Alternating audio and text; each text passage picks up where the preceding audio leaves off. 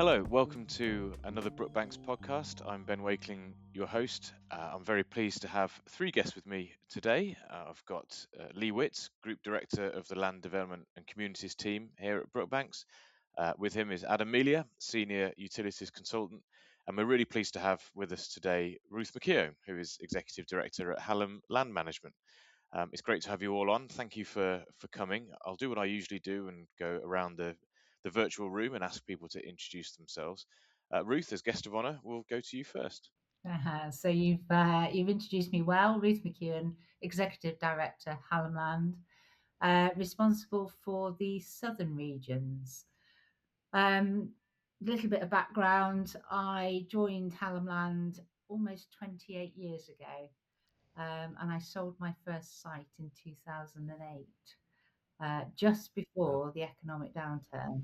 So, if anything, there's a little bit of luck involved, I think, in selling sites. Excellent. Well, it's great to have you on. Thank you for taking the time out to speak to us. Lee, how about you? Tell us a bit about yourself. Thanks, Ben. Hello, all. I'm Lee Witts, the Group Director for Land Development and Communities here at Brookbanks. I now have a career spanning 28 years in consultancy. I've been at Brookbanks for almost 13 of those most recent years. Technically speaking, my career has spanned civil engineering and led its way into transportation, environmental and infrastructure. So a bit of an all-rounder from a technical point of view. During my life at Brookbanks, I've been working alongside Ruth and the team at Hallam on technical project delivery through the planning process, but also heavily involved in the disposal element as well. So extremely timely to be here discussing this topic with Ruth. We're very well weathered at this point, aren't we? And a lot of scars and positives that have all come out of our work together. So yeah, looking forward to the chat. Thanks, Ben. No worries. Yes, weathered only in a kind of an emotional sense. Both of you look pretty fresh-faced. In fact, all three of you do, and that brings me to Adam, who's done his top button up and looking very smart. Tell us a bit about yourself as well. I do my best. Yeah, hi, thanks for having me again, Ben. Yeah, Adam Melia. I've got nearly 11 years now experience in the consultancy, and I'm pleased to say that all those 11 years have been with Brookbanks. So, yeah, it's been a lovely ride. Technically, my background was in geography and geology, which I studied at university, and came to Brookbanks initially looking at ground conditions and helping with preliminary risk assessments. And that then enabled me to develop into looking at utilities, which I've taken on board with myself, and that's obviously where a lot of my expertise now seems to lie. But I've been really pleased to be able to help with disposal packs, which, as we got Ruth on, I've worked very closely with Ruth and Hallam on disposals all across the country, and yeah, it's been a process which continues to evolve, as Ruth mentioned, and yeah, it's always a ongoing process. And you're a massive Wolverhampton Wanderers fan, but that's a shame. You can't have it all.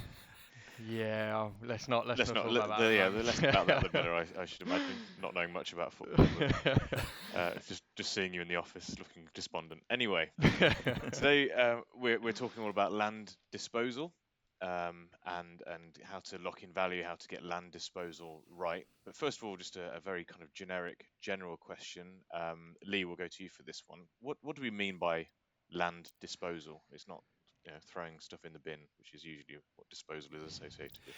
Quite, and in truth, Ben, there's actually no one definition for it. I think wherever you are in the development landscape and network, it means a slightly different thing. So, just to sort of kick off this discussion, and I suppose the definition that I'm using, and again, Ruth, Adam, please sort of chip in. I've actually written this down because I thought I know I'm going to be asked this, and I wanted to.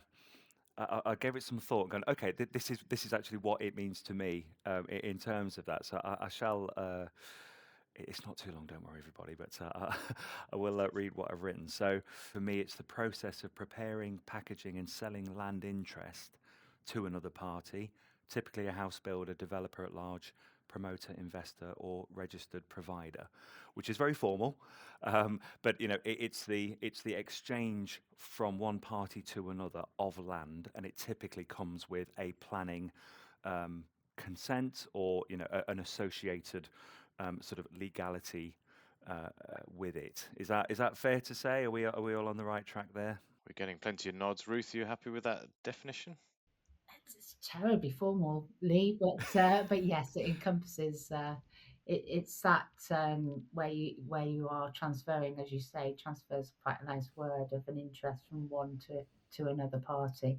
And from your perspective, Ruth, how do Hallam, and this is a question from me, talking from a position of not being a land expert, how do you come across pieces of land that you then look to, well, presumably you buy them and then look to sell them on? Is that how it works, or what's your kind of land finding technique? So, in terms of identifying land for promotion, there's a series of different things that we do. We do actually identify parcels ourselves that we believe may have development potential, contact landowners, see if they're interested in partnering with a promotion company. Some opportunities come through agents, some opportunities are repeat business. Some opportunities come through referrals. So opportunities come from all sorts of different places. And there's also different aspirations in terms of landowners and those opportunities. So some landowners are looking simply to enhance value, whilst others want to do more than that in terms of delivering legacy and delivering high quality design. I've worked for and continue to work for a family trust who have for generations invested in a particular community, and it's about providing the next village hall as well as development and affordable housing for villagers to be able to stay in their community. So very different. Each project has very different objectives and aspirations and expectations, and those have to be wrapped up into our marketing strategy when we get to that point, in terms of what we're also trying to achieve in terms of, as Lee says, transferring that interest to another party. It's really quite heartening to hear that landowners have that vested interest, or a lot of landowners do. It's not just a case of, I want to sell my land for as much as I possibly can. It's actually, I've got this piece of land. They've probably had it in their family for a long time, and they actually want to make sure they're leaving something behind as a result of it. And we also work with institutions, so colleges, universities, etc., who clearly have a very different agenda necessarily to a farmer who perhaps doesn't have the same sort of investment into design legacy and future generations. So once you've identified this a piece of land, and you've made those initial inquiries with the landowner, before it goes anywhere near the market, what do you do or what should you do, and what do you do to protect the value of that land before it goes anywhere near the market itself? Well, that's an interesting question, Ben, because we're consistently thinking in our mindset about the end game, the marketing, when we're starting the process of identifying the site, promoting the site, securing a planning permission, and then ultimately selling. So first and foremost, when we're first identifying and securing an interest in a site, we'll be thinking about the title, thinking about any complexities on the title. We'll be thinking about tenancies and how long they run. We'll be thinking about whether or not there's any technical issues such as wayleaves or easements that we need to work with, and how that may impact a prospective purchaser's view on a site. And that's right at the outset. We then obviously go into a period of promotion where we're starting to think about how the site may be developed. And so we're thinking about the layout, we're thinking about the density, we're thinking about where infrastructure may be positioned, and Adam will know about a large strategic site that we were planning, where the position of the school, the council were very keen for it to be in the heart of the development, but that had complications in itself, because the heart of the development meant during construction, that was the heart of the construction site, and working through that and making sure that whatever we're planning isn't going to impede on construction and therefore impede on ultimate delivery. And so presumably things like way leaves and the technical risk, this is where Lee and Adam come in, and their respective teams. So throwing over to you both, what kinds of investigations, surveys, reports do you tend to produce at this early stage of land disposal? I'll take that on forward. Yeah, so there's a lot of elements that we'd look to really want to nail down. I think so. We've got all disciplines that we need to be aware of. So if we just take something like flood risk and drainage, first thing we're going to need is topographical survey. Obviously, we'll have wanted that quite early on in the onset of disposal, just so we can finalise levels, information, whether we're going to need a pumped solution, a gravity solution. I mean, if you assume a gravity solution, and then obviously work out after you're doing a survey too late into the process that we're going to need a pump solution, that's going to have massive cost implications. Layout on the master plan, we've got to find a location for the pumping station. It's just going to cause a little bit of late minute chaos, which is something we don't want. We want to make the disposal process as smooth as possible. And another key important survey probably to do with that stage as well is the ground investigation. Obviously, as we're going through the planning process, it might not necessarily be as detailed as we will get to a disposal. At the early onset, before we're even thinking of disposal, we're just looking at what the ground conditions might be like to help infiltration testing. But obviously, once you get to that final disposal end, we need to know what the foundations are going to be like, any CBR values for road construction. It's all that information that we're going to need to know at that onset and get that information as early into the disposal process as we can, just ready so that we've got a clear outlined strategic strategy for the site, and not having to kind of like not use the word guess areas, but let there be any areas of hotspots which we're simply not aware of.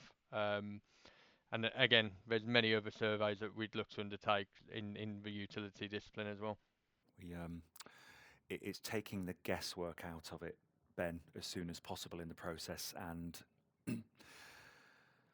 whilst we're supporting Hallam to develop a planning application, and there are technical milestones in order to be policy compliant that we need to achieve, we consider that the outcome of planning, so a permission, is the process.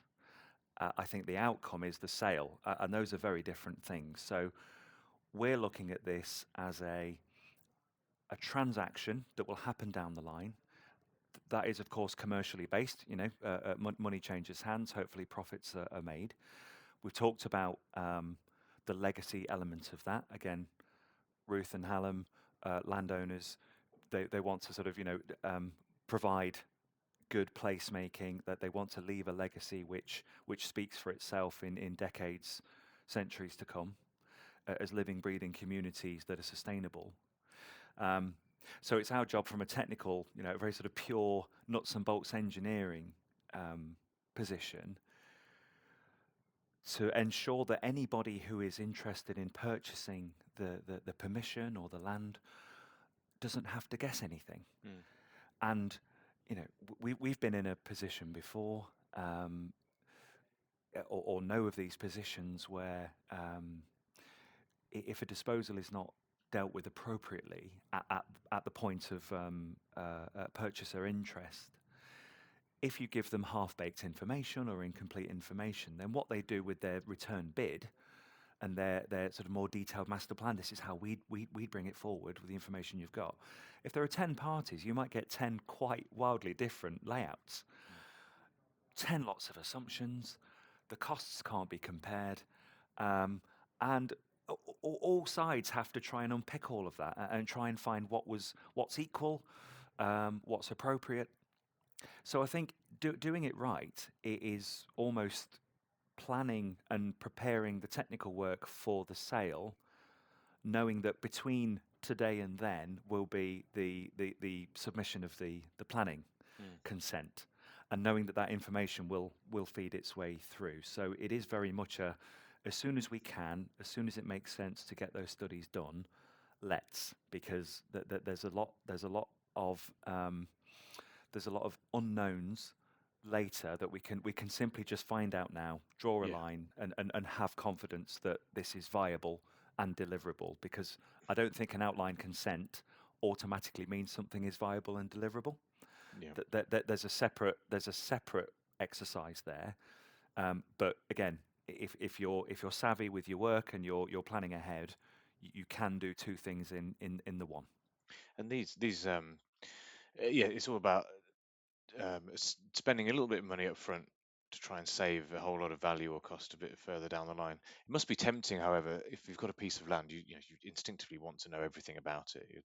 Leaving no stone unturned. Sometimes, physically, there must be a balance to actually find between the desktop assessments and actually and you do a bit of on-site GI and topographical surveys and so on. You must be tempted to want to know to get out on site and do loads and loads of surveys, loads of intrusive investigative work to really understand everything about the site and not miss any contamination spots or any soft spots or anything like that. But I suppose, Ruth, from your point of view, there's still a landowner who owns the land, and you can't really go onto it and start digging big trial holes and sending on big equipment and machinery to survey the land. That you've still got to think about their land, the existing land use and what the landowner wants to do with it. Yeah, and there's a time and a place, isn't there, through the process. So you'll start with a site, and clearly you're starting with a blank sheet, and there's a promotion process to have in terms of sort of determining whether or not that's a site that's likely to come forward. When is it likely to come forward? Is there an aspiration for that to be allocated through a plan, or is there an opportunity to promote that through a planning application? And each site is very different. So I have a site that's likely to come to the market at the end of the year. It's been identified in a series of plans. We've got a planning application in, but the topography is tricky. And we know it's in a good value area, but the topography is tricky. And we know that we have to demonstrate that it's deliverable. And so we've done a lot more on that site in terms of earthwork strategies, in terms of actually going on and understanding the ground conditions there, in terms of understanding how the site will drain, because we know that ultimately we need to know that it is deliverable and it is viable. And at the end of the day, when we secure a permission, it's a product, it's a site that we will be able to sell, and we will be able to sell at best value. But then there'll be other sites where they're relatively clean. We don't need to go in and do ground conditions early doors. Um, I've got a site that I'm working with Adam on at the moment, which will be launching shortly, where we've got a resolution to grant, and we've chosen at that point to go and do the ground conditions because we know it's a relatively clean site. We know it's a piece of farmland that's been in a family for a very long time. We know that we're not going to have too many problems in terms of things like contamination.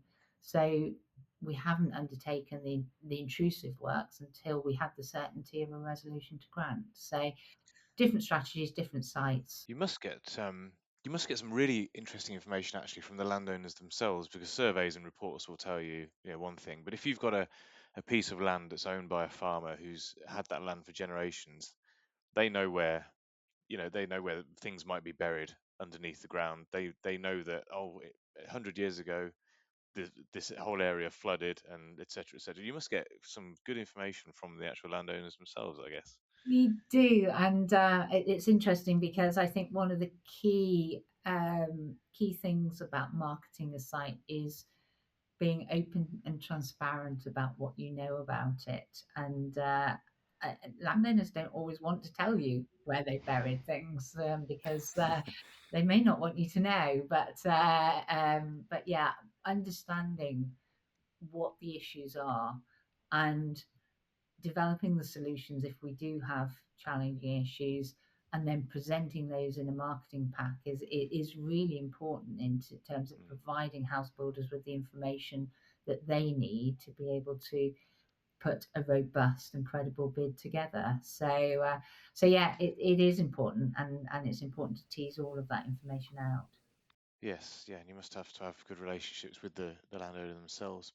So we've talked a bit there about the developer having confidence in the land that's being sold to them, and we've talked a bit about how technical risk or insufficient technical information in this form of surveys, etc., can lead to a little bit of or a lack of confidence with the buyers, and then therefore they price in the risk and the land value goes down.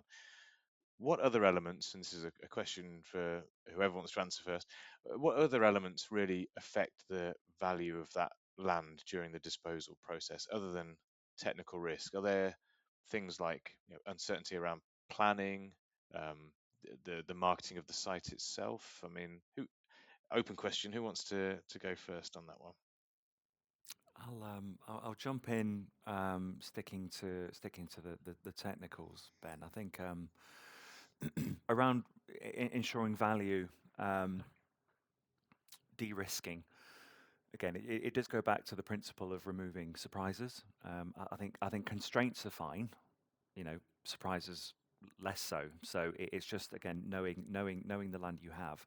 Um, there's an interesting shift from typically an outline permission to a sale and reserve matters, which is obviously those finer detail points. So again, a master plan is largely illustrative. It's setting out parameters. That's exactly what it needs to do. But ultimately, someone's going to build that, and I think that the good value locking in comes from spatial awareness, and by that I mean your boundary edges, developing against existing hedgerows, existing trees, things like that. I've seen schemes in the industry where basically you cannot get construction plant there to build the thing. It's simply too close to an edge that you can't get access to, so everything gets pushed back.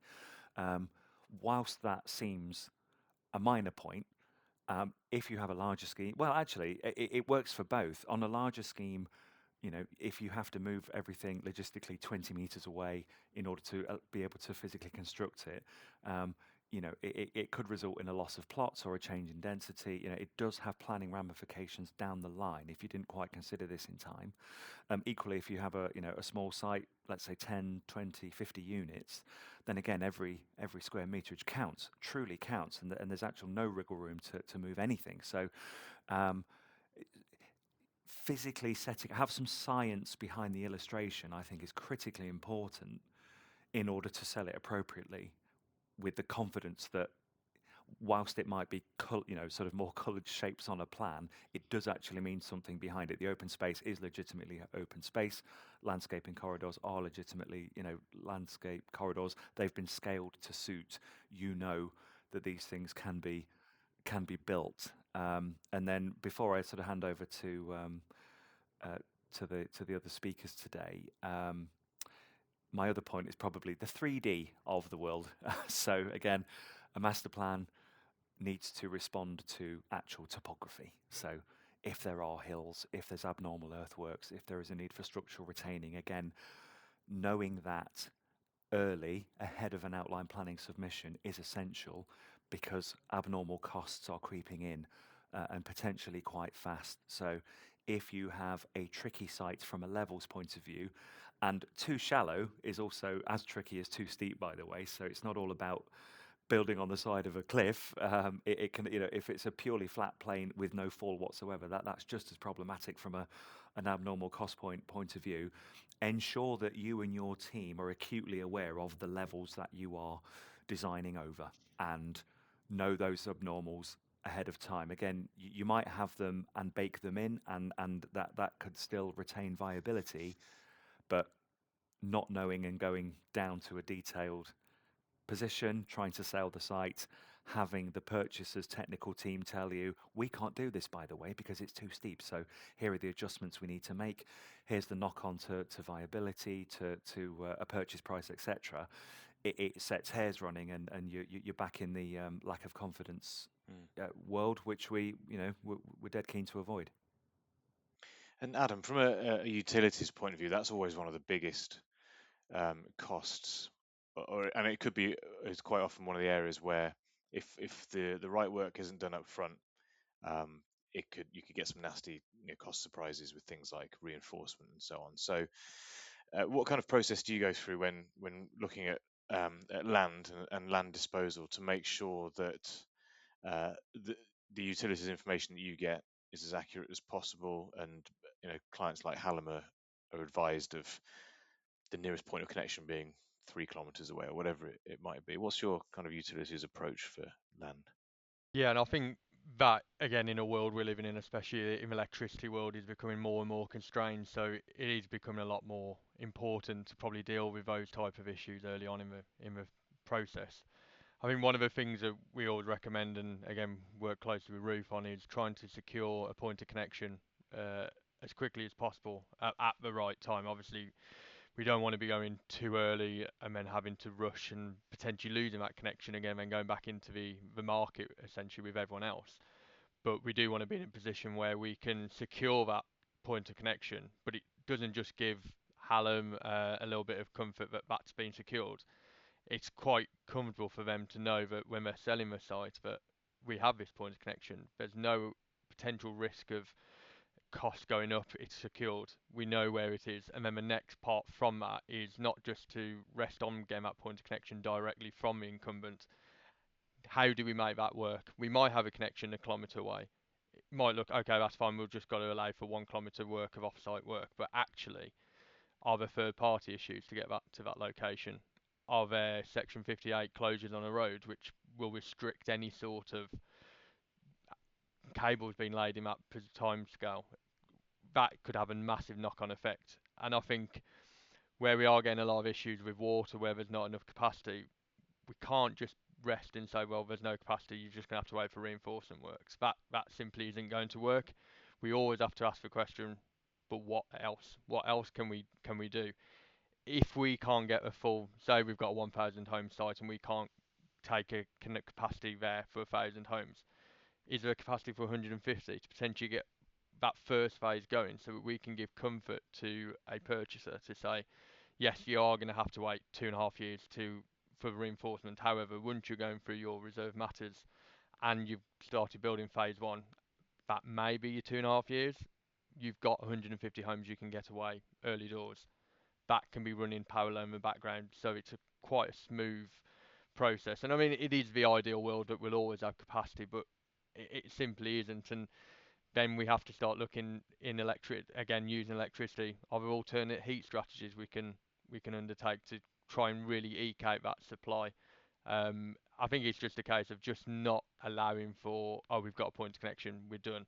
Let's try and get that secured. Let's look at how we can get that to site and give a little risk, I think, is the key. And I think my attitude, how I work on, is let's just make everything watertight. Let's get everything in there. And I think on utilities as well, and just building what Lee was saying about surveys and knowing why we've got green space, there might be a high pressure gas main running across the site, which we simply need to leave in situ. We'll work on what those zones and what those constraints are on that main. And we may say, look, we need to leave a 9 metre space for that main. So we will then look to work with them and with our client for the master planning, and we'll say to Hallam, why don't we use this green space for about 9 metres? That's important for us to know, but obviously when we're looking to try and dispose and go into the landowner, to the potential purchasers, we need to then say to them, this is why we've got the green space. It's not a green space that you can alter. There is a reason it's there. You need to obviously work with us on that process, and there's always a reason for why we've got things in location. I think that's the key when we get a survey, and again, just obtaining a GPR survey on that gas main as well. There's a difference between seeing where it sits on a asset record, but the asset record might be 5 meters out, and although 5 meters doesn't sound a lot, once you get to mapping it and putting it on a master plan, that 5 meters can probably eke into the building development. So knowing that as early as possible really does help. And so, Ruth, then, so there's a piece of land. You've got all your technical reports. You've got abnormal costs. So you have an idea of what that land is worth, and you've got all the information to back it up. Out of interest, what's the actual process for marketing that piece of land? How do you advertise it, for want of a better word, to potential buyers? Is it through um, magazines? Is it through online? Is it through you call up your contacts, or is it through a V board on the side of the road that says land for sale, inquire within? How does land actually get marketed to a developer? It depends on the type of land, for starters, but as you know, Hallam predominantly sell residential land. We've recently appointed a national sales director, Jenny Purple. And part of Jenny's role is to ensure that we have clear market intelligence, and that is to feed into our projects so that we're securing planning permissions for things the market want, but also to build those relationships or continue to sustain those relationships that we have with our end users, which in most cases is house builders. And we know it's interesting how the world works. We know who are our likely end users, and they know that we're promoting the sites. So inevitably, there are always conversations about you've got a site there, and when's it likely to come to the market, etc., etc. Most landowners come with agents, and quite often it's those agents that end up being the selling agents, and they also are very much in tune with who's out there looking for land at a point in time when we're looking to market. And we usually, through all of that intelligence, create a list of people that we'll approach. Commercial sites slightly different. Commercial sites, you could well have a board on the side of the road advertising a commercial site. That market works in a slightly different way. So, but generally, it's all about networks, partnerships, and also market intelligence. Yeah, as with so many things in this industry. And I think I know the answer to this question already, and I think it'll be, well, it's how long's a piece of string. But from how long does the land disposal process usually take for you, Ruth? Is it, and again, it probably dependent on the land and dependent on everything. Are you looking at years, months, decades in some instances? I hope not. Good. That's good to hear. I hope not, having gone through the pain of getting a planning permission. So as I say, in terms of our mindset, we're thinking about disposal right at the outset, but ultimately we'll launch something to the market potentially when we've got a resolution to grant, or if we've got an appeal and the decision has been issued.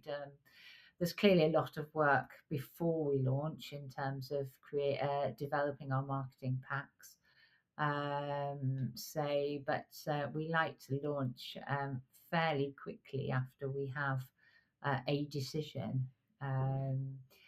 And the process generally is, it depends on how complex the site is, but ordinarily we'd be sending marketing particulars out to our list, our selected list, and expecting bids to come in somewhere between 6 or 10 weeks, depending on how complex that site might be.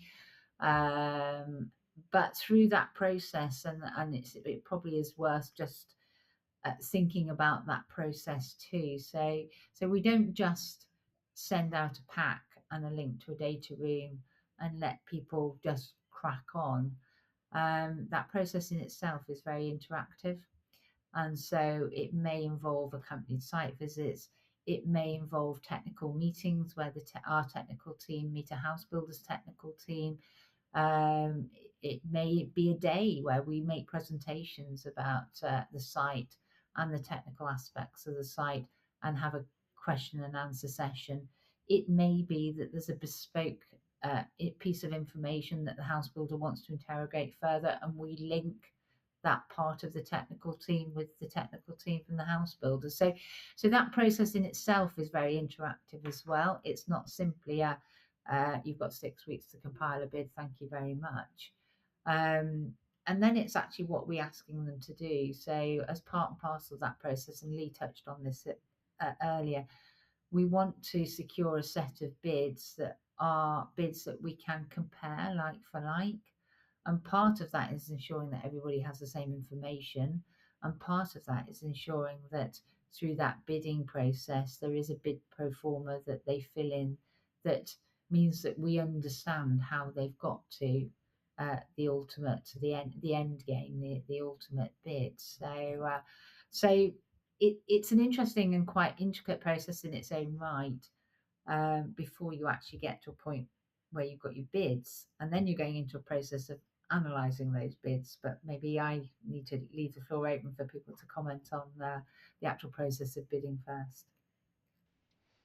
Well, I think what we'll do, we're beginning to run out of time, unfortunately. What I think the final question from me would be practical advice for those listening who have got a piece of land, or looking to buy a piece of land, or whatever it might be. So I will put you each on the spot in turn and ask for what your practical advice for a promoter or a landowner, or someone who is listening, who wants to get maximum value for their land. So Lee, you're nodding the most, so we'll go to you first. So I'll put you on the spot first. What would your advice be?